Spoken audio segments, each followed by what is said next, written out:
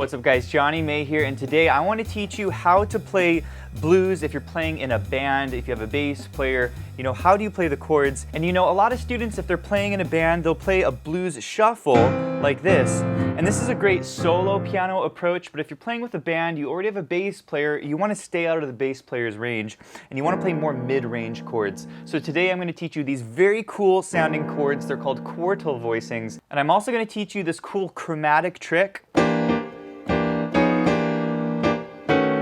which creates some nice movement in your chords. So let's go ahead and dive in.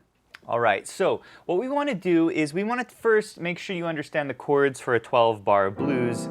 And I'm very briefly going to talk about these chords, and we're going to talk about the more interesting voicing for the chord. Okay, a typical 12-bar blues is a C7 for a bar. This is a C7, an F7 for a bar, okay, and then a C7 for 2 bars, 2 measures, all right? Then we're going to go to an F7, this is our 4 chord for 2 bars, and then a C7 for 2 bars. Next, we're going to go to a G7, then we're going to go to an F7, then we're going to go to a C7, and then a quick G7. Now there are a lot of ways you can play the blues, and this is probably one of my favorite sort of traditional ways of playing the blues. These are root position dominant 7th chords. So this is step number 1. If you want to play the blues, you got to know the chords you use in blues, and you need to know the 12-bar blues form. If you guys want to learn more about this, we have tons of courses on this topic at pianowithjohnny.com. Now, what we're going to do is we're going to make these chords sound a lot more interesting, and this is how we're going to do it. We're going to spread the chords out, okay? You need to know the root position chords in order to do this. So we're going to take these notes, C, E, G, and B flat, and we're going to spread them out. Check this out. We're going to start with E on the bottom. We're going to put the 7th there, okay? We're going to actually put the 5th up here, okay, and then the root up there, okay? Really, really spread out, okay? So it's the same chord, it just has a nice spread. And then what we're going to do is we're going to add on the bottom a D, okay? And this D is called the 9th, and this is a note that we love to add 2 chords to make it sound a little jazzier. And this becomes our first quartal voicing on a C7, okay?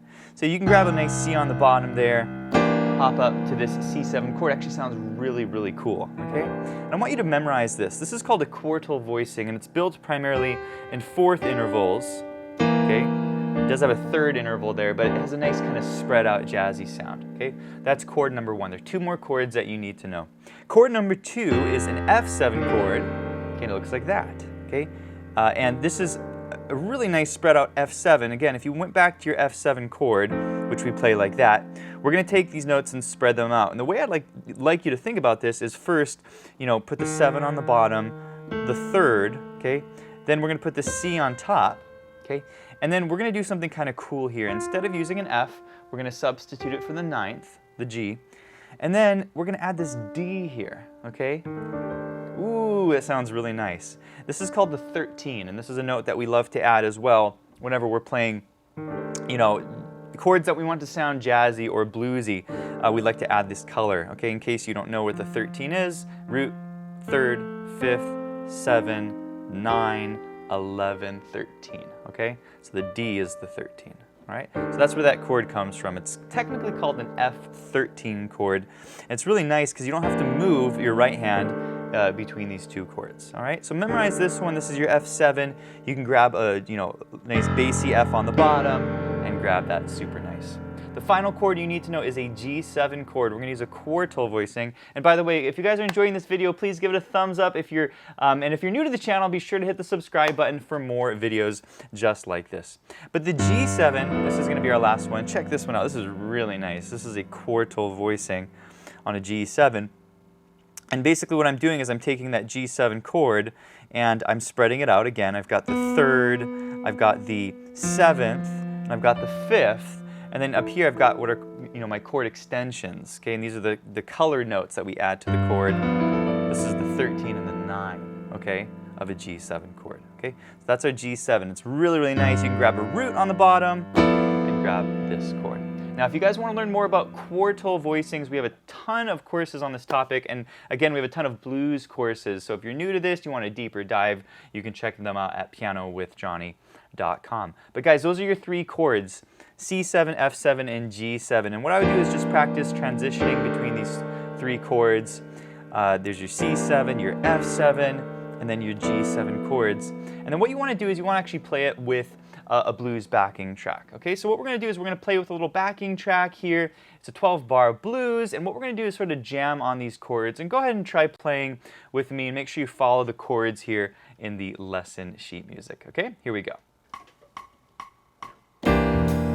F7, C7, F7, C7, G7, F7, C7, and G7.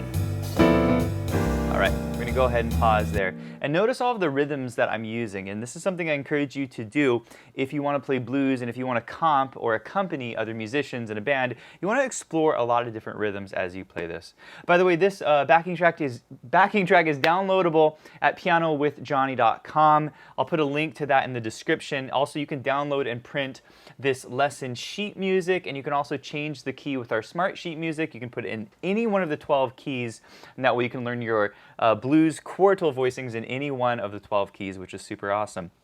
So you learn these very cool voicings, but what I want to show you is some little tricks to sort of make your melodies a little more interesting. Rather than just sitting on one chord the whole time on C, you can do this little trick. I call it a chromatic trick, but it goes like this.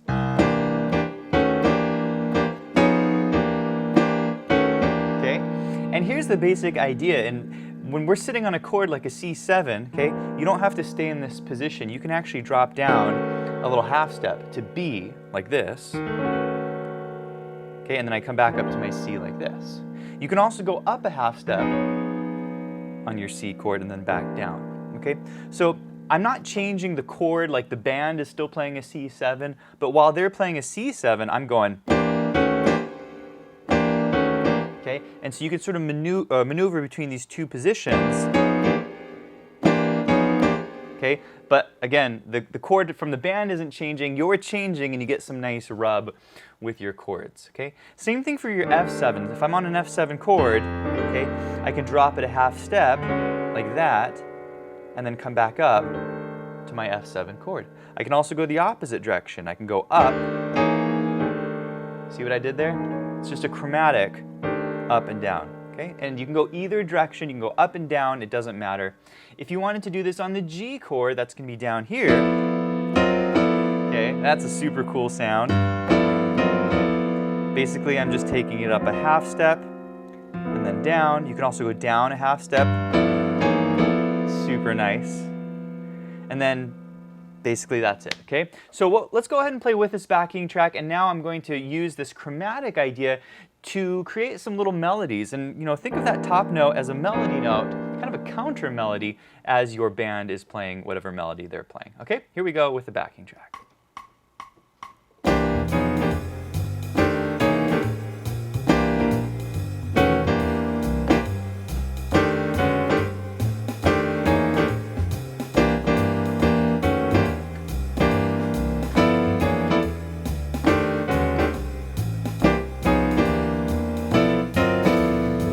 Hey, I hope you guys enjoyed this quick tip, and if you did, I want to encourage you to check out pianowithjonny.com. We have over 600 step-by-step lessons in jazz, blues, improvisation, theory, technique, and a ton of other styles. Also, be sure to check out our membership. This gives you unlimited access to all of the courses, plus you get to be part of our monthly live events, including our live workshop lessons, our live Q&As, our student assessments where you can send me videos and I'll give you feedback.